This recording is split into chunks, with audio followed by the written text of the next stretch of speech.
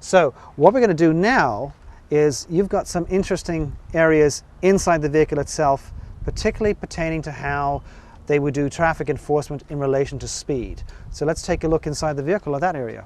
You've got some unique features in here. We'll go through each section in a second, but let's first of all talk about this very special speedometer and what actually it does. We've got two speedometers in this vehicle. We've got this one here, which has police special written on it, and we have the regular speedometer, which would have been supplied when the vehicle was originally purchased.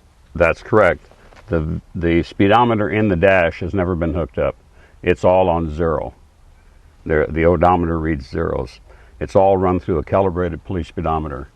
And I have the receipts from every year when he had it calibrated. In order to detect someone's speed, you had to drive this car the same speed they were going. You would push the button on top that would lock the needle on the speedometer. You would hit the siren, pull the individual over, walk them back and say, okay, I followed you at this speed for this many tenths of a mile. And then after you wrote the ticket, you hit a little lever on the side and that releases the needle, goes back to zero. Now, the other thing I should mention, the interior of the car is all original. The floor mats are not tore up because he had 3 layers of mats on top of them. The door panels, we just wiped these with a damp cloth. This is definitely a rare find. Fantastic, and it's in an absolutely immaculate condition. I mean, well, unfortunately, as soon as we got it out in the sun, the dash split wide open. There's something about vinyl.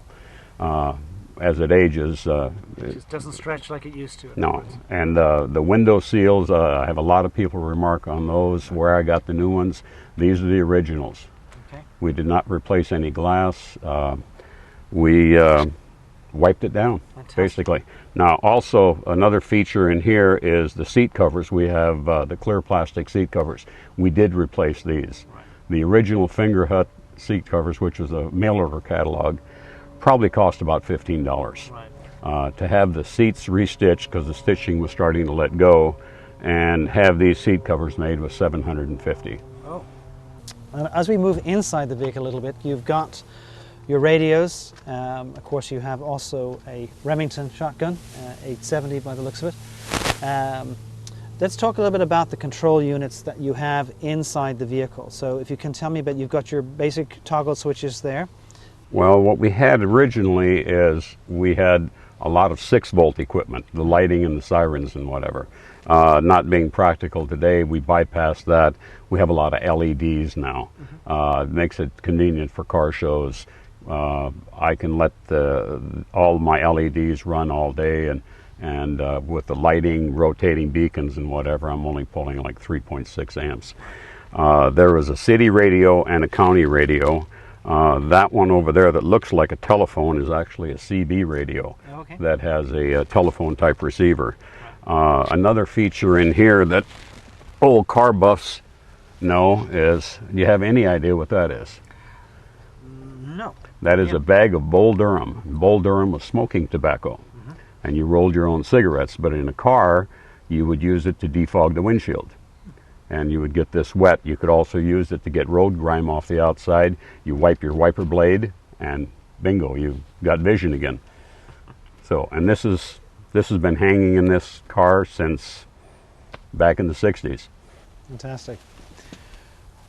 Then we've got, are any of the well, you've got the Motorola radio over there. What vintage would you say that is? It looks like it's... Well, actually there is one Motorola control, but the radios are actually car industry radios. Okay. And from the information that I have on those, they run all the way back into the 20s. Okay. So I don't know the exact vintage of these, but we'll see in the trunk. You have some in the trunk. So yes, they're the remote heads? They're the tube type radios, right. And they were a real power draw. Okay.